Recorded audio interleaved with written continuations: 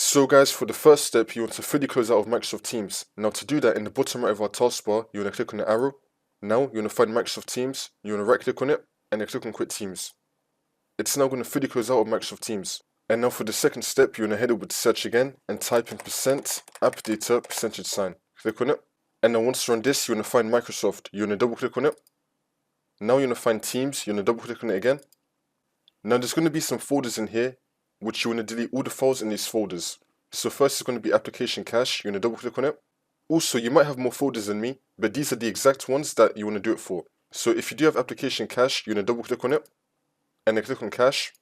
You want to delete everything in this folder. Now we're going to go back to Teams again. Now for the next folder is going to be blob_storage. You want to double click on it. You want to delete everything in this folder. Delete everything here. Now we're going to go back to Teams.